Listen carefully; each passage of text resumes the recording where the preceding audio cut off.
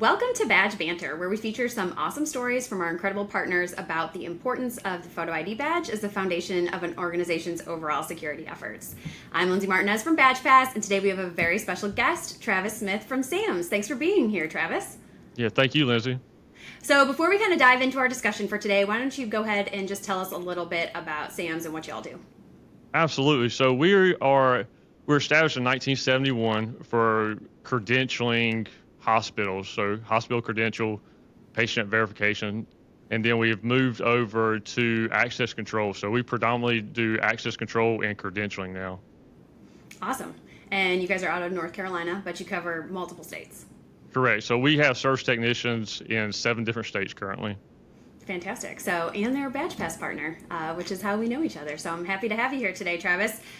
Today, I'd love if you could, I know we talked about multiple cool customer sites that use photo ID badges and door access that you guys have been able to help, increase their security. But you had one really cool story that you shared with me about a manufacturing facility, and I'd love it if you could share it. Yeah, absolutely. So we have a manufacturing facility in Greenville, South Carolina area.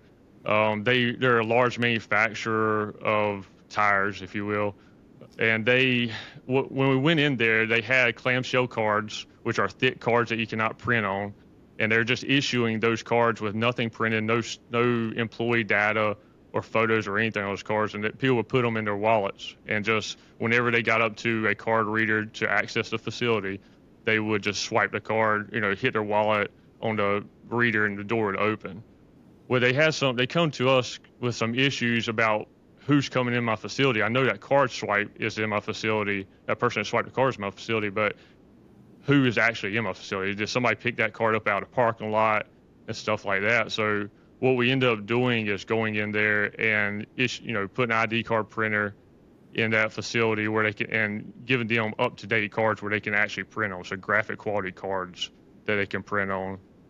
And that when we started that process, it raised a lot more questions, a lot more features that we could do for that organization.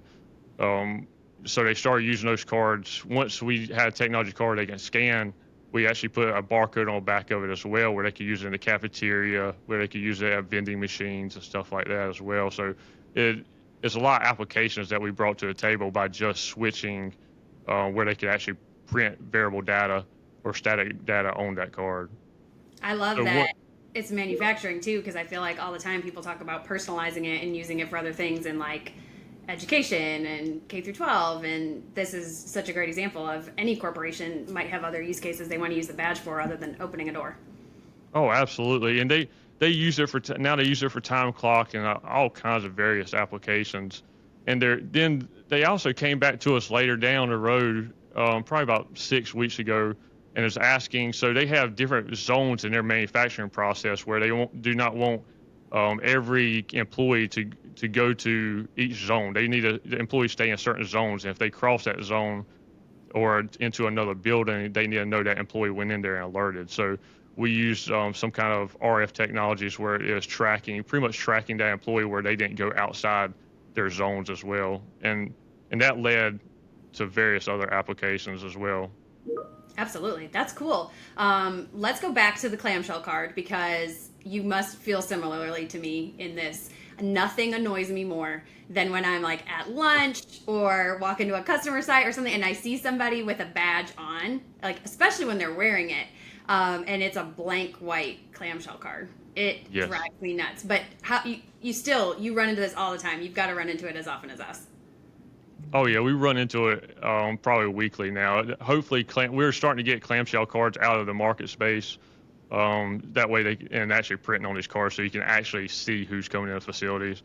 And that, and plus the apparatus that they use to wear the card, right? So lanyards or armbands or something like that. In a manufacturing facility, lanyards are somewhat dangerous. So we use a lot of armbands to secure those credentials to the employee as well.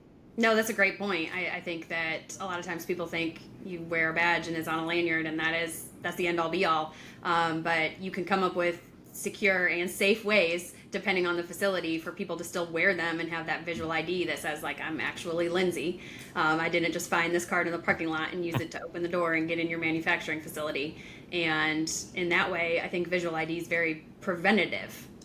Like, you use it proactively to ensure somebody on the front end. And there's plenty of other security systems. Like, I know that manufacturing facility has great video surveillance too. Oh, yeah.